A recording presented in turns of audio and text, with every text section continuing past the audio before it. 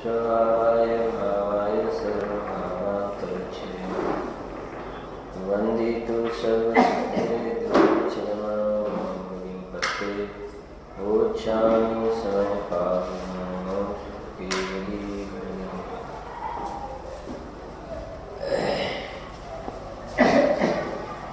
भरत क्षेत्रना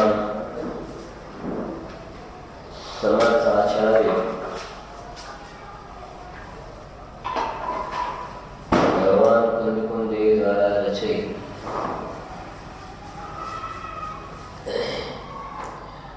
अलौकिक एवं समय शास्त्र शास्त्र જેમાં પુણ્ય પાપ અધિકારમાં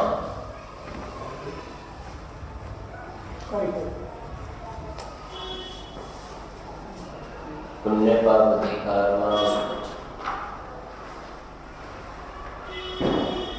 न पाप जैसे ये तो निर्वाण कारण से अधिकार पुण्य पाप नो से ने त्या निर्वाण कारण बतावू छे। पुण्य पाप ना जे परिणाम थाय छे एमांथी पापना परिणाम निर्वाणનું કારણ છે કે પુણ્યના પરિણામ निर्वाणનું કારણ છે। तो पुण्य पाप अधिकाરમાં બતાવે છે કે જે પાપના પરિણામ થાય છે એ તો નિર્વાણનું કારણ છે નહીં, એ તો બંધનનું જ કારણ છે। પણ પુણ્યના જે પરિણામ થાય છે, જે શુભ ભાવ થાય છે, રોજના શબ્દમાં જે શુભ ભાવના ઠેકાણા નથી, શુભ ભાવ પણ નિર્વાણનું કારણ નથી। તો નિર્વાણ માને મોક્ષનું કારણ કોણ છે? મોક્ષનું કારણ શું છે? અહીંયા 155 ગાથામાં ઉત્થાનિકામાં લખ્યું છે કે હવે એવા જીવોને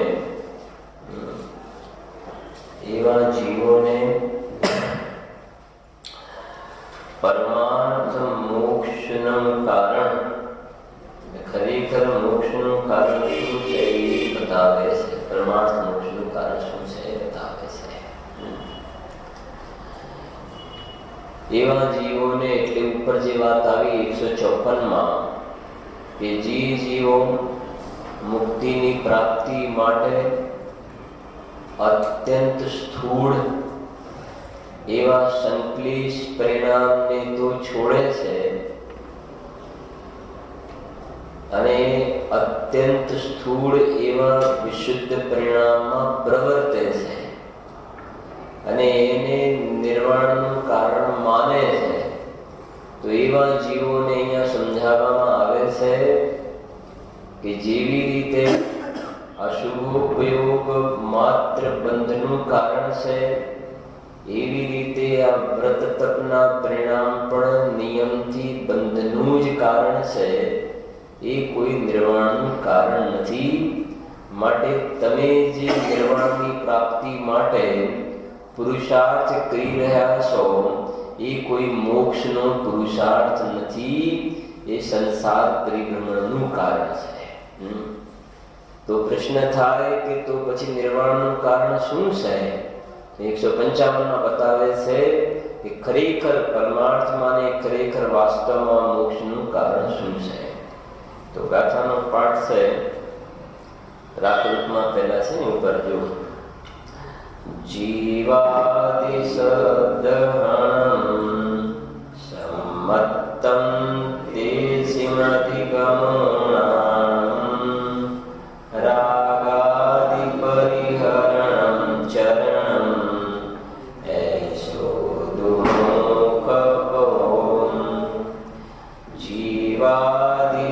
जीवादिश्रद्धानं सम्यक्त्वं तेषामधिगमो ज्ञानं रागादिपरिहरणं चरणं एषस्तु मोक्षपथः। जीवादिनो श्रद्धान समकित ज्ञान ते मनु ज्ञान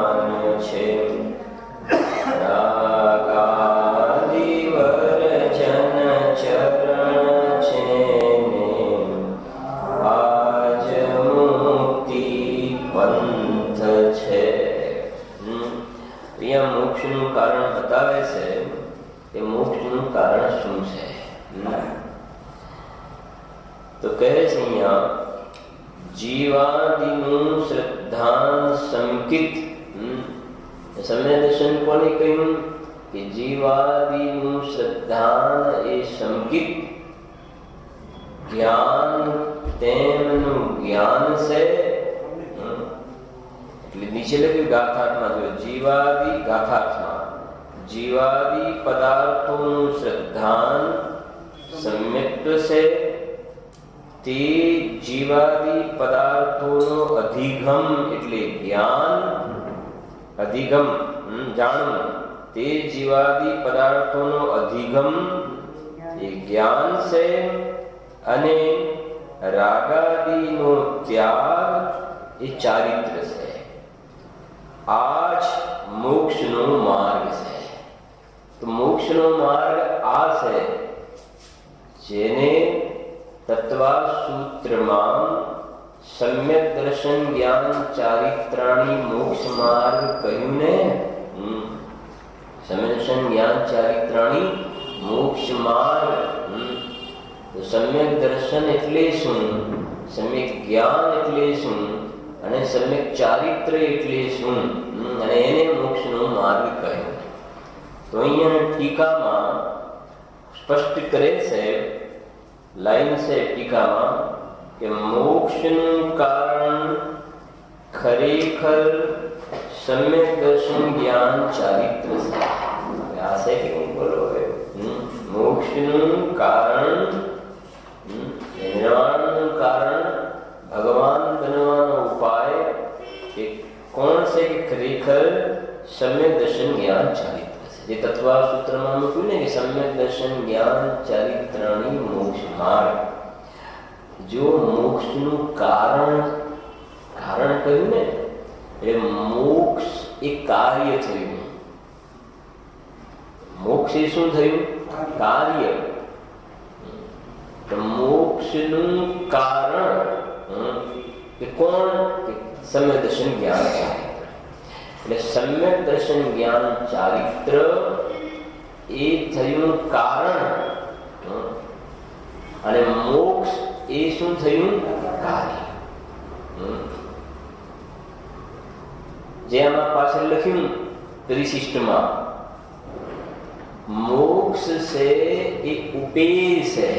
ઉપેય ઉપેય તત્વ અને સમ્યક દર્શન જ્ઞાન ચારિત્ર એ ઉપાય તત્વ છે. ઉપાય શબ્દ તો ખ્યાલ આવે છે. આનો ઉપાય શું છે? આનો ઉપાય શું છે? તો મોક્ષનો ઉપાય શું છે? મોક્ષનો ઉપાય તો મોક્ષ એ ઉપેય કહેવાય. ઉપેય.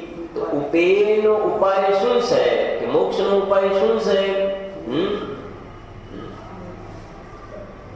તો કહે છે કે સંક્લેશ પરિણામ કે નહીં એ મોક્ષનો ઉપાય નહીં, પણ જે વિશુદ્ધ પરિણામ છે વ્રતાદિ તપશ્ચરણાદિ એ મોક્ષનો ઉપાય છે. તો કહે છે કે ના, એ મોક્ષનો ઉપાય નથી. કે મોક્ષનો ઉપાય શું છે? ખરેખર સમ્યક દર્શન જ્ઞાન ચારિત્ર જે છે પરમાર્થ રત્નત્રય છે એ મુક્તિનું કારણ છે. જે નિયમ સારમાં લખ્યું ત્યાં લખ્યું ને કે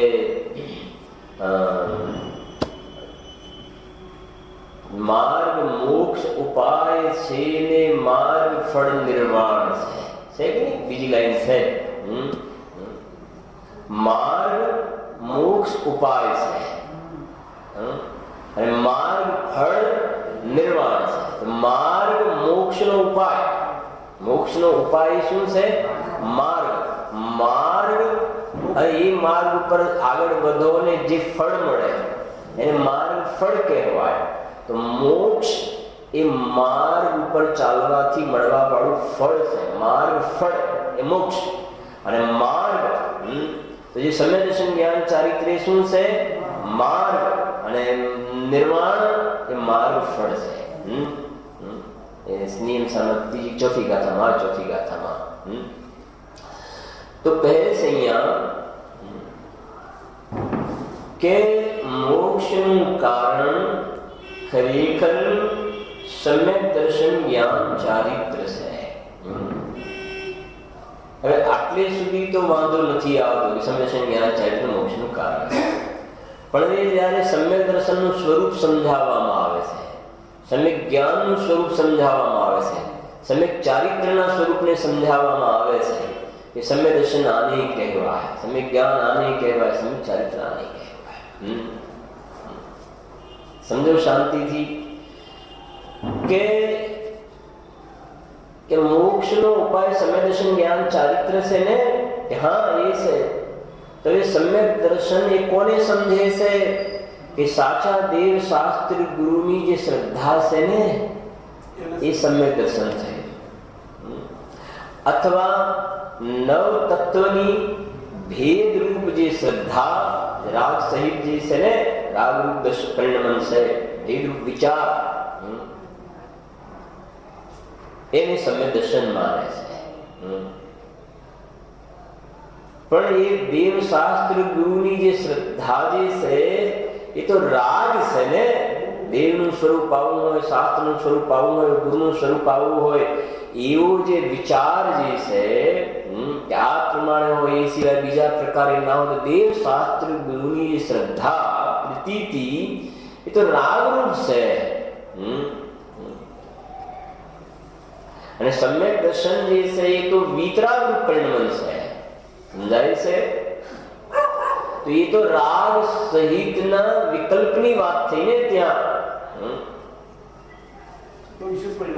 તો એ કહે છે એ કોઈ સમ્યક દર્શન નિશ્ચય નથી.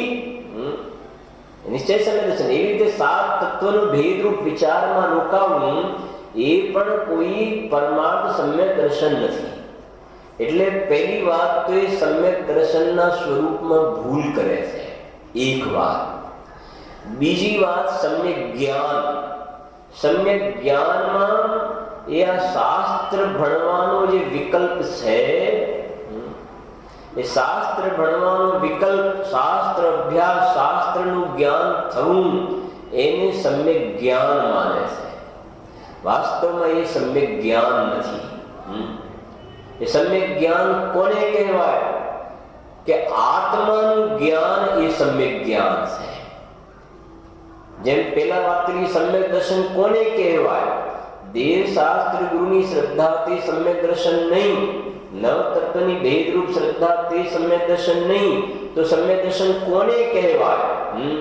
કે ભૂતાર્થની શ્રદ્ધા, જેને છડાળામાં કહ્યું કે પરદ્રવ્ય તે ભિન્ન આપ में रुचि, रुचि आत्मानी रुचि, परद्रव्यते भिन्न, परिणाम मात्रति भिन्न, आत्मानी रुचि प्रतीति, ये सम्यक दर्शन निश्चय.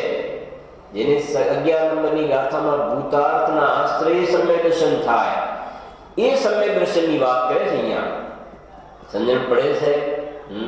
સમ્યક દર્શન, સમ્યક જ્ઞાન માને આત્માનું જ્ઞાન. એ લખ્યું આપ રૂપ કો જાન બનાસો સમ્યક જ્ઞાન કલા. આત્માનું જ્ઞાન એ સમ્યક જ્ઞાન છે. અને ચારિત્રની વાત કરીએ તો એ એમ સમજે છે કે વ્રતાદિનું પાલન કરવું, તપશ્ચરણાદિનું પાલન કરવું, એને ચારિત્ર સમજે છે.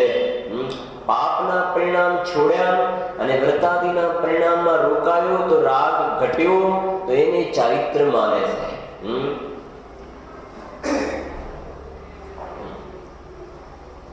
એમ કહે છે કે એ શું કહે છે કે જેટલા પાપના પરિણામ છૂટ્યા ને એટલું ચારિત્ર, અને જેટલા જે શુભોપયોગના પરિણામ છે એ સરાગ ચારિત્ર, ને પેલું જેટલું છૂટી ગયું ને એટલું વિતરાગ ચારિત્ર.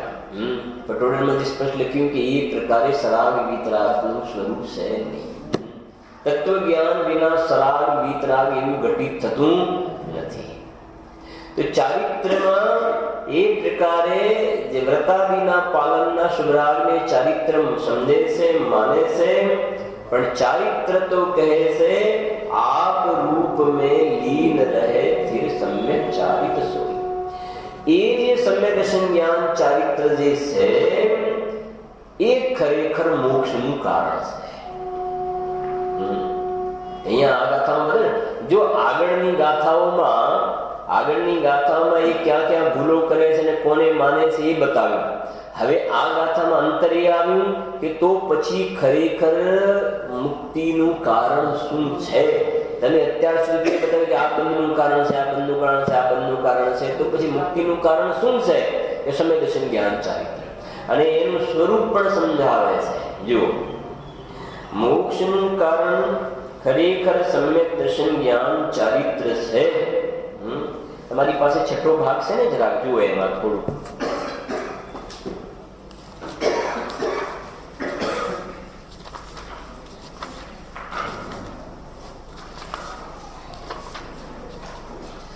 જો એમાં પાનું 115 પાનું છે.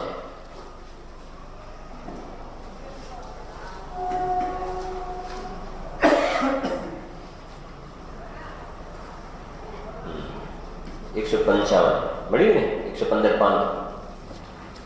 પહેલી લાઈન છે ને, મોક્ષનું કારણ ખરેખર સમ્યક દર્શન જ્ઞાન ચારિત્ર છે. મળ્યું ના મળ્યું? મળી ગયું. જો તત્વા સૂત્રમાં પહેલું સૂત્ર છે ને કે સમ્યક દર્શન જ્ઞાન ચારિત્રાણી મોક્ષ માર્ગ. મોક્ષનો માર્ગ સમ્યક દર્શન જ્ઞાન ચારિત્ર છે અને સંસારમાં રખડવાનો માર્ગ મિથ્યા દર્શન જ્ઞાન અને અવ્રત છે, અવ્રતના પરિણામ. હવે પ્રશ્ન છે, અવ્રતના પાપ ભાવ કરતા વ્રતના શુભ ભાવ તો સારા ખરા કે નહીં? જો એને પ્રશ્નકારી જે પ્રશ્ન કર્યો એ અવ્રત અને વ્રતને સરખાવીને વાત કરે છે. સમજણ પડે છે કે જે શુદ્ધ પરિણમનની અપેક્ષાએ તો ચલો વ્રતના પરિણામ સારા નહીં, શુદ્ધ પરિણમનની અપેક્ષાએ, પણ અવ્રત કરતા તો વ્રતના પરિણામ સારા ખરા કે નહીં? તો જો કેમ કે એ જે બોલે છે ને એ વ્યવહારના પક્ષ તરફથી બોલે છે, વ્યવહારનો રસ છે ને એ તરફથી બોલે છે. એટલે સ્વામીજી જવાબ પણ એને એ રીતે આપ્યો છે. બરાબર છે? જો ઉત્તર બે સમાન છે. ચાહે અવ્રતના પાપ ભાવ હોય કે વ્રતના શુભ ભાવ હોય, બે સમાન છે. પછી લખ્યું જો કેમ સમાન છે? તો ખુલાસો 84 ના અવતાર જે નરક નિગોદના ભવ, કીડા કાગડા અને કંથવાના ભવ, એ સર્વનું કારણ મિથ્યા શ્રદ્ધા, મિથ્યા જ્ઞાન અને મિથ્યા આચરણ છે. મિથ્યાત્વ સહિત સર્વ આચરણ મિથ્યા ચારિત્ર છે. આ બહુ જ ઇમ્પોર્ટન્ટ વાત આ છે, ઇમ્પોર્ટન્ટ વાત આ છે કે એ બધું કરે છે ને. હવે આ જીવનું લક્ષ્ય એ વ્રતાદિના શુભ ભાવ તરફ જાય છે, પણ એ બધામાં સાથે મિથ્યાત્વનો જે સિક્કો વાગેલો છે, સમજવા જેવી વાત છે. મિથ્યાત્વનો સિક્કો વાગેલો છે ને એના ઉપર ધ્યાન જતું નથી. એ મિથ્યાત્વનો સિક્કો વાગ્યો છે એના કારણે એ બધા ચારિત્ર જે છે એ બધાનું નામ મિથ્યા ચારિત્ર ખાતામાં પડી જાય છે. અને સમજો ગંભીર વાત એ છે કે એ જે મિથ્યાત્વનો સાથે સિક્કો વાગેલો છે ને એ મિથ્યાત્વ જબરજસ્ત એવું પાપ છે કે જીવને કાગડા કૂતરે નરક નિગોદમાં લઈને છોડે છે, ત્યાં લઈ જાય છે.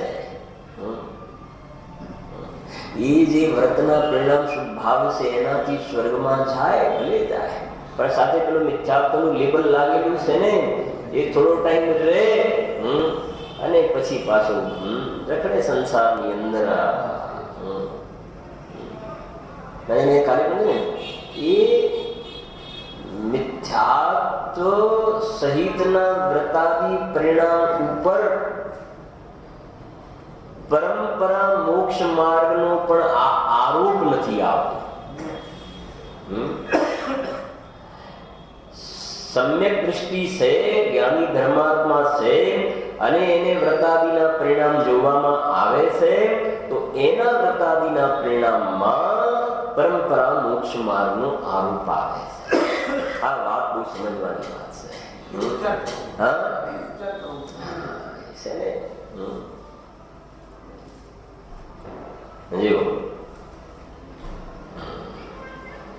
ભાઈ જગતમાં બધું હોય ને, દાદા તરીકે ભાઈ એક સમજે ને, શું કહું કે ભાઈ એક કુકર લેવું છે સમજો, અથવા તો સ્ટીલના થાળી વાટકી કે કાંઈ પણ લેવું છે ને, કુકર લેવું છે કોઈ દિવસ, તો એ કહે છે કે કેટલીય જાતના આવતા પણ કે નહીં, એ બધી અર્પણ મારે તો આ માર્કા વાળું જોઈએ, બીજું કે 10 બતાવે આ નહીં, આ માર્કો જોઈએ, પેલા નહીં ચાલે.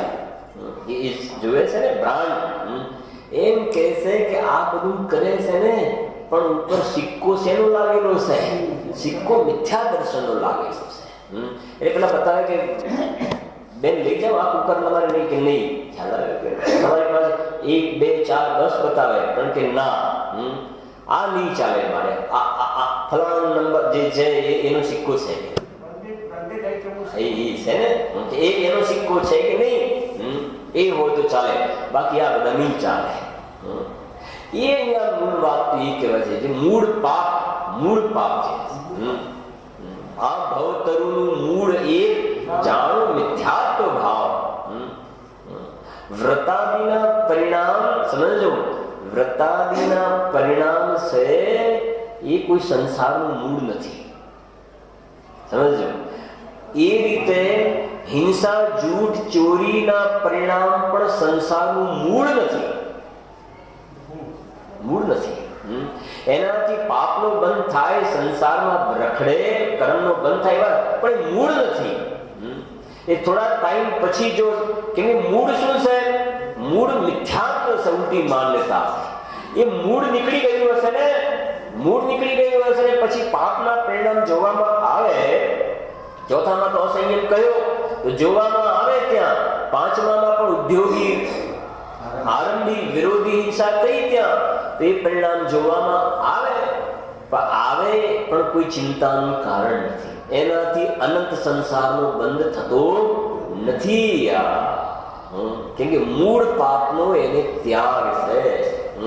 એ થોડા ટાઈમ પછી આ પણ પરિણામ નીકળી જવા વાળા છે. અને ગુરુદેવશ્રીનો અનંત ઉપકાર આ છે કે એમને આના ઉપર ફોકસ કરીને આ તથ્યને સમજાવ્યું છે. નહીં તો જગત પણ એમ જ સમજે છે, આખું જગત એમ સમજે કે આ બહારમાં આપણને થોડી ચર્યાનું પાલન કરતા હોય કે નહીં ભાઈ, તમારા જેવા ધર્માત્માના, પુણ્યાત્માના અમારા ઘરે પગલા ક્યાંથી, આમ તેમ. મિથ્યાત્વનું આજે 2 દિવસ પહેલા કહ્યું ને, આ મિથ્યાત્વનો મોટો પાડો જે છે બધાને ખાઈ જાય છે. અને જીવનું ધ્યાન એ પાપ ઉપર એનું ધ્યાન જતું નથી. તે ધ્યાન ખરેખર ત્યાં જવું જોઈએ, ત્યાં એનું ધ્યાન આકર્ષિત થતું નથી. અને એ નથી સમજતો ને એને.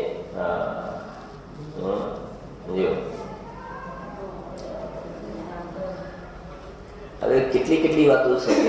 હું રોટલી બનાવી શકું છું.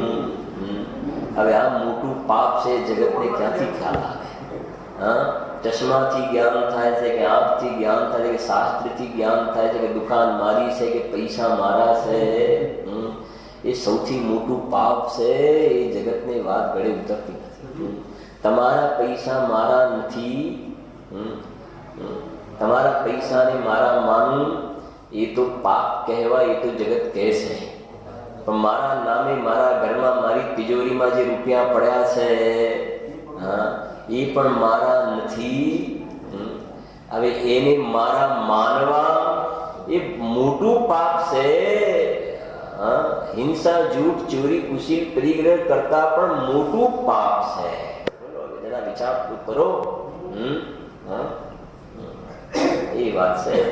સમ્યક દૃષ્ટિના ઘરમાં તિજોરીમાં રૂપિયા છે, અને મિથ્યા દૃષ્ટિના ઘરમાં તિજોરીમાં રૂપિયા છે. એ કહે છે કે એ સમ્યક દૃષ્ટિના ઘરમાં પણ રૂપિયા કર્યા છે, પણ એને મિથ્યાત્વનું પાપ નથી બંધાતું. મિથ્યાત્વનું પાપ નથી બંધાતું. અને આ રૂપિયા મારા ને હું એનો માલિક, એ તો એની જગ્યાએ પડ્યા છે, પુણ્યના ઉદયથી ત્યાં આવીને રોકાવ્યું છે, ધન રોકાયેલા છે. બોલો હવે. મને હમણાં સાંજે આ બાજુ ગયો તો ત્યાં આ બાજુ દર્શન કરવા માટે સન્માનનું મંદિર છે, એ બાજુ દર્શન કરીને આવતો હતો, રસ્તામાં એક મકાન જોયું. હવે વિચાર થાય કે જ્યારે મકાન બનાવ્યું હોય તેને એલિવેશન આવું, પ્લાન આવું, સાઈડ વ્યૂ આવું, એમાં ઝુમ્મર આવા લગાવવાના, પથરા આવા લગાવવાના, ફર્નિચર આવું બનાવવાનું, આમ કેટલા વિકલ્પો કર્યા હોય, જીવે કેટલા પાપ બાંધ્યા હોય. અને પછી એ જ મકાન ઉપર ગવર્મેન્ટ કે શું કે બેંક વાળા આવીને સિક્કો મારીને જાય. બોલો હવે મારું ક્યાંથી લાગે? વિચાર તો ખરો. અંદરમાં કેટલા દૃઢતાના પરિણામ હોય કે ના હોય જીવને, કે આમ આમ આમ આમ આમ આમ. અને અસારતાનો ઉદય આવ્યો તો ત્યાંથી નીકળીને જવું પડે. એ ભૂકંપ આવ્યો ને જ્યારે, માનસીને શિખર બિલ્ડિંગ વગેરે પડી ગયા, તો આપણા ત્યાં એક અમદાવાદમાં એક ભાઈના ત્યાં દુકાન હશે ને, તો પેલા પડદાનું કપડું લેવા માટે કે બેન આવ્યા હતા, અને એક બારીમાં જે પડદો લગાવ્યો 1 ઇંચ થોડું આગું પાછું હતું. એમાં તો બધા પડદા બદલા કે આવું નહીં ચાલે, આમ છે તેમ છે. અને એ બિલ્ડિંગ પડી ગયું ને પડદા ગયા ને એ ગયા. બોલો છે આટલો નાનો પડદો ના ચાલે. જીવ વિચાર કરો. સમજણ પડે છે જે કહેવા માંગુ છે? એ અહીંયા કહે છે કે આ મિથ્યાત્વ નામનું જે સૌથી મોટું પાપ છે એ જગતને ખ્યાલમાં નથી આવતું. અને એ મિથ્યાત્વ નામનું પાપ છે એને છોડવા માટે કોઈ ઘર-બાર છોડવાની કોઈ જરૂર નથી. ઘરમાં રહીને પણ ઘરમાં રહીને એટલે ઘરમાં એકત્ર પણ રાખીને નહીં, સમજાય છે કે એ છૂટી શકે છે. જે તત્વ વિચાર, બસ વાત તો એ છે, જો તત્વ વિચારનો મહિમા જો તમને સમજાવું, સાંભળો જરા, કે આપસર તત્વની ભૂલમાં છે ને એક પ્રકારે મોક્ષમાં પ્રકાશનમાં સમજો જરા, કે એક સમ્યક દ્રષ્ટિ જીવ છે અને વ્યાપાર ધંધો કરે છે, એની પાસે સંપત્તિ પણ છે. હવે એ જીવે ધંધો વ્યાપાર ધંધાના પરિણામ કરી રહ્યો છે. તો ધંધા વ્યાપારના પરિણામ છે પાપના પરિણામ છે કે પુણ્યના પરિણામ છે? પાપના પરિણામ છે. અને એ વખતે સમ્યક દ્રષ્ટિ છે ને, તેને મિથ્યાત્વનો પાપનો બંધ થાય છે કે નથી થતો? તો મિથ્યાત્વનો પાપનો બંધ થતો નથી. તો એને સમજો આ રીતે તમે જરાક. હવે બીજો એક કેસ લઈએ. પહેલા એક અજ્ઞાની મિથ્યા દ્રષ્ટિ જીવ છે, એને લો. મિથ્યા દ્રષ્ટિ જીવ. હવે એ મિથ્યા દ્રષ્ટિ જીવ છે એ શું કે વ્રતાદિ તપસ્યાદિ કરે છે, અથવા એને એ પ્રમાણે લો કે એ પણ ગ્રહસ્થ છે ને મંદિરમાં આવીને પૂજા ભક્તિ સ્વાધ્યાય વગેરે કરે છે. વ્રતાદિ પણ પાલે છે, ભૂમિકા અનુસાર જે પ્રમાણે એને જે થતું હોય એ કરે છે. હવે એ જીવ છે મિથ્યા દ્રષ્ટિ. તો એને જે વ્રતાદિના પરિણામ છે, તપસ્યાદિના પરિણામ, એનાથી પુણ્યનો બંધ થાય છે કે પાપનો બંધ? પુણ્યનો બંધ થાય છે. અને પેલો સમય જે ધંધો વ્યાપાર કરે છે એનાથી શેનો બંધ થાય છે? પાપનો બંધ થાય છે. સમ્યક દ્રષ્ટિને પાપનો બંધ અને આ મિથ્યા દ્રષ્ટિને પુણ્યનો બંધ. પણ હવે પેલું મિથ્યાત્વની ફાઇલ ખોલો, મિથ્યાત્વ સમ્યક્તની ફાઇલ ખોલો જરા. તો સમ્યક દ્રષ્ટિ જીવને એ બધું કરતો હોવા છતાં મિથ્યાત્વના પાપનો બંધ થતો નથી. અને મિથ્યા દ્રષ્ટિ જીવને પેલા પુણ્યના બંધની સાથે મિથ્યાત્વના મોટા પાપનો બંધ થાય છે. એને તમે એ રીતે સમજો કે 1 કિલો વજનની રીતે સમજો. 1 કિલો વજનમાં 100 કિલો વજન છે. 100 કિલો વજનમાં 99 કિલો વજન મિથ્યાત્વનું છે અને 1 કિલો વજન ચારિત્રના દોષનું છે. 1 કિલો વજન શેનું છે? ચારિત્રના પરિણામ. હવે જરા વિચાર કરો કે જે સમ્યક દ્રષ્ટિ છે ને એને જે મિથ્યાત્વનું પાપ 99 કિલો જેટલું છે અને પેલું પાપ કેટલું છે? 1 કિલો જેટલું. તો એને 99 કિલો જેટલા પાપનો બંધ થતો નથી. અને ધંધો વ્યાપાર કરે છે ને, ગ્રસ્તીને ભોગવે છે, એ જે કઈ કરે છે તો એનાથી પાપનો બંધ થાય છે. પણ કેટલો? 1 કિલોનો બંધ થાય છે, 99 કિલોનો નહીં. જ્યારે પેલો અજ્ઞાની મિથ્યા દૃષ્ટિ છે એ મંદ કષાય રૂપ શુભોપયોગ રૂપ પ્રવર્તન કરે છે અને સાથે મિથ્યાત્વના પરિણામ છે, તો મિથ્યાત્વના પરિણામ છે ને તો એનાથી 99 કિલો તો પાપનો બંધ થાય છે અને 1 કિલો પુણ્યનો બંધ થાય છે. તો વિચાર કરો, વધારે પાપનો બંધ કોને થાય છે? કોને થાય છે વધારે પાપનો બંધ? ત્યાં દ્રષ્ટિને થાય છે.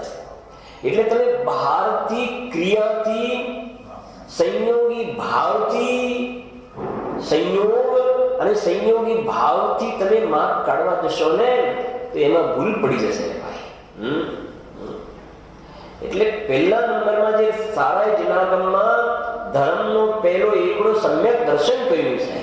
મોક્ષ મહેલની પહેલી સીડી જે છડાળામાં લખીને મોક્ષ મહેલ કી પ્રથમ સીડી યા બિન જ્ઞાન ચરિત્રા, યા બિન ज्ञान चरित्र से सम्यक तान लहे सो दर्शन. હવે લો, સમ્યક દર્શન વિનાનું જ્ઞાન અને સમ્યક દર્શન વિનાનું ચારિત્ર. તો બીજા સમ્યક શું લખ્યું? મોક્ષ મહેલ કી પ્રથમ સીડી યા બિન જ્ઞાન ચરિત્રા સમ્યક તાન લહે. સમ્યકતા ન રહે. કોણ? શાસ્ત્રનું જ્ઞાન અને વ્રતાદિના પરિણામ ચારિત્ર એ શું ના રહે? એ સમ્યક ના કહેવાય. એનો મતલબ એના ઉપર જેનો સિક્કો આવ્યો છે, મિથ્યાત્વનો સિક્કો આવ્યો છે. અને એ જીવને જે સમ્યક દર્શન થઈ ગયું તો એ જ શાસ્ત્રનું જ્ઞાન એના પર પણ સિક્કો શેનો વાગ્યો? સમ્યકનો. અને વ્રતાદિના પરિણામમાં પણ સિક્કો શેનો વાગ્યો? સમ્યકનો સિક્કો વાગ્યો છે. વળદેના શબ્દોમાં કે એ બધી આત્માનુભવ વિના, સમ્યક દર્શન વિના એ શાસ્ત્રનું જ્ઞાન અને વ્રતાદિના પરિણામે વર વગરની જાન છે. વર વગરની જાન. વર વગરની જાન હોય ને તેને જાન ના કહેવાય, એને ટોળું કહેવાય. જાન થોડી કહેવાય. વર હોય તો જાન કહેવાય, ટોળું કહેવાય. એમ કે જે સમ્યક દર્શન વગર એ બધું સમજવા જેવું છે. એક ભજનમાં આવે છે, બહુ સુંદર ભજન છે, પૂરું તો ખ્યાલ નથી, પણ એમ લખ્યું છે દિક દિક જીવન સમ્યક વિના. એમાં 5-6 લાઈનો લખી છે. સમ્યક દર્શન વગર જ્ઞાન ચારિત્ર કેવા છે? તો લખી છે એકડા વિનાના મીંડા. એકડા વગરના મીંડા. 50 મીંડા કરવામાં આગળ એકડો ના હોય તો કોઈ કિંમત નથી. પછી બીજું લખ્યું છે જૈસે નદીમાં પાણી વગરની નદી. નદી તો છે પણ એમાં શું નથી? પાણી નથી. પછી સુગંધ વગરનું ફૂલ. 4-5 લખ્યું છે એ પ્રમાણે સમજાવ્યું છે કે એકડા વગરના મીંડા અને એ 4-5 મતલબ સમ્યક દર્શન વગર એની કોઈ કિંમત છે નહીં. મોક્ષ માર્ગમાં નથી કિંમત, સંસારમાં રખડવા માટે છે. વળે લખ્યું છે કે વાણિયા હોય ને બધે સસ્તું શોધે. 11માં વાણી બધે સસ્તું શોધે. બજારમાં સફરજન એપલ લેવા જાય ને તો 40 રૂપિયા કિલો મળતા હોય ને 80 રૂપિયા મળતા હોય. 40 વાળું લાવે. બધે સસ્તું શોધે.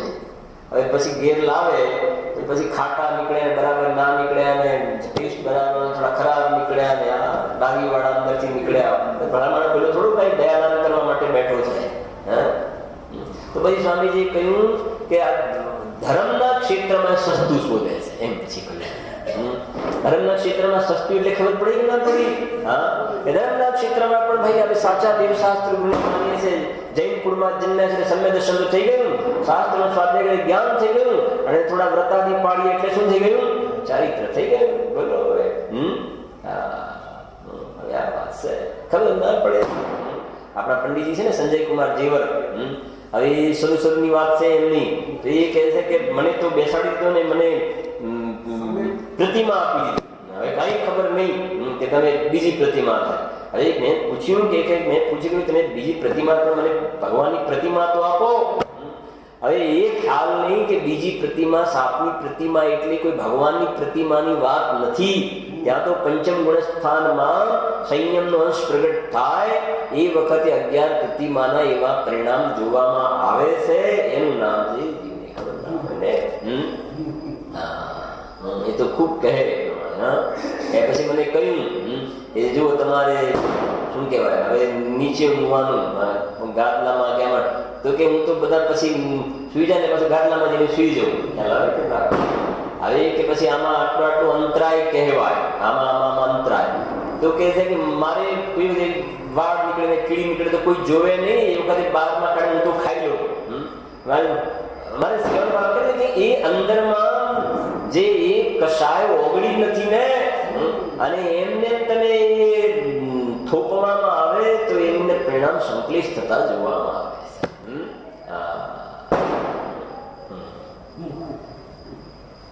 એ કહે છે અહીંયા જો ભાઈ. અરે અહીંયા તો ત્યાં સુધીની વાત છે કે યથા મતલબ બિલકુલ ચોખ્ખા પાડે તો પણ કે છે એ છે તો શુભરાગ.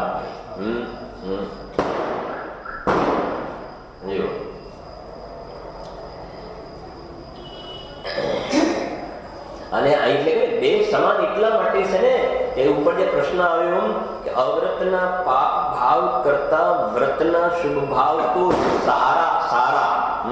તો જે સારા માન્યું ને એ ત્યાં મિથ્યાત્વ આવી ગયું. ત્યાં આવી ગયું. બે સમાન છે. એ તો સમ્યક દર્શન થયા પછી બેમાં ભેદ પાડો. સમ્યક દર્શન થયા પછી સચિનભાઈ સમજણ પડે છે. સમ્યક દર્શન થયા પછી મિથ્યાત્વ ગયું ને, તો હવે કહે છે શુભોપયોગ ને અશુભોપયોગ. તો બરાબર છે કે આ બેમાં ભેદ પાડો. એ પણ વ્યવહારથી ભેદ. બાકી બીજી અપેક્ષાએ જવો તો બંધના કારણની અપેક્ષાએ તો સમાન, અજ્ઞાનની અપેક્ષાએ તો સમાન, અશુદ્ધતાની અપેક્ષાએ તો પાછા સમાન. એમ છે.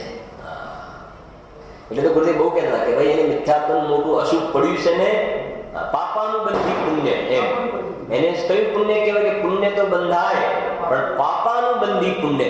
એ પુણ્ય દેવાયુનું પુણ્ય બંધાયું સાથે મિથ્યાત્વ સાથે બંધાય એટલે પાપાનું બંધી પુણ્ય.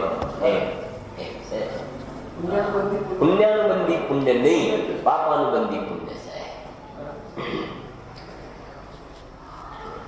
બે સમાન છે. 84 અવતાર જે નરક નિબોધના ભવ, કીડા કાગડા અને કંથવાના ભવ, એ સર્વનું કારણ મિથ્યા શ્રદ્ધા, મિથ્યા જ્ઞાન અને મિથ્યા આચરણ છે. જો શાસ્ત્રમાં સિદ્ધાંતમાં એવું લેખ છે કે ભાવલિંગ પણ જીવ વધારેમાં વધારે 32 વાર ધારણ કરીને પછી ગેરંટીથી જીવ મોક્ષમાં જાય. અસત સમ્યક દર્શન થયા પછી અર્ધ ઉદ્ગલ પરાવર્તન કિંચિત ન્યૂ એટલા કાળમાં જીવ ગેરંટીથી મોક્ષે જાય. ફિક્સ જાય ને જાય. અર્ધ ઉદ્ગલ પરાવર્તન કંઈ ઓછું એના એટલા સમય. અને એટલા સમયમાં ઉત્કૃષ્ટ વધારેમાં વધારે ભાવલિંગ પણ ધારણ કરે તો 32 વખત ધારણ કરે. એટલામાં તો જાય ને જાય. એનાથી ઓછામાં પણ જાય એ વાત અલગ છે, પણ 32 થી વધારે ભાવ ધારણ નહીં કરે. સમજવું જે કહેવા માંગવો જોઈએ એનાથી વધારે ધારણ નહીં કરે. તો વાત એ છે કે જે છડાળામાં કહ્યું ને શાસ્ત્રોમાં કહ્યું છે કે તમે અને મેં, બીજા કોઈની વાત નથી કરતા, આપણી વાત છે આ કે તમે અને મેં મુનિવ્રત ધાર અનંતવાર ગ્રેવક ઉપજાય. 16 સ્વર્ગની ઉપર 9મી ગ્રેવેકમાં તમે અને હું અનંતવાર ત્યાં જન્મ્યા. એ શેના ફળમાં કે મુનિવ્રત ધાર અનંતવાર તો અનંતવાર લખ્યું ને સમજાવું જે કહેવાય અનંતવાર લખ્યું ને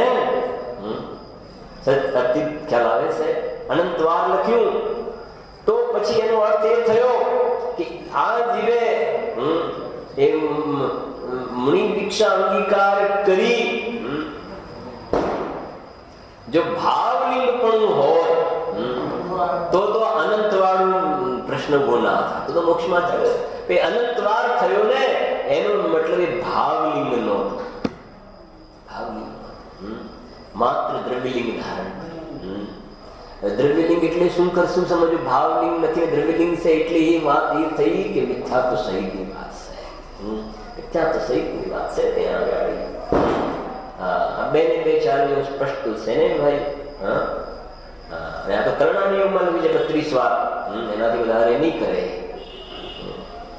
એનો મતલબ એ થયો કે એ માત્ર દ્રવ્યલિંગ ધારણ કરવાથી મોક્ષ થતો હોત તો મોક્ષ થઈ જતો હોત અને ગુરુદેવ આમાંથી બતાવ્યું ને એ આમાંથી બતાવ્યું ને 2-4 દિવસ પહેલા અઠવાડિયા પહેલા કે બે ને મોક્ષનું કારણ કયું છે ને દ્રવ્યલિંગ અને ભાવલિંગ બે ને ધવલમાં કયું છે પ્રશ્નમાં છે ધવલમાં કયું છે ને બે દ્રવ્યલિંગ અને ભાવલિંગ ત્યારે સ્વામીજીએ કહ્યું જેને ભાવલિંગ હોય એને બહારમાં દ્રવ્યલિંગ ચોખ્ખું આવવું હોય તો એ હોય એનું જ્ઞાન કરાવવા માટે એને ઉપચારથી મોક્ષનું કારણ ખરેખર જો એ મોક્ષનું કારણ હોય તો આ જીવન દ્રવ્યલિંગ ધારણ કર્યું છે ને મોક્ષમાં જવું જોઈએ આ કર્ણા યોગના સ્વાધ્યાયથી આ વાત શું થતી જોવામાં આવે છે પુષ્ટ થતી જોવામાં આવે છે ને સમજાય છે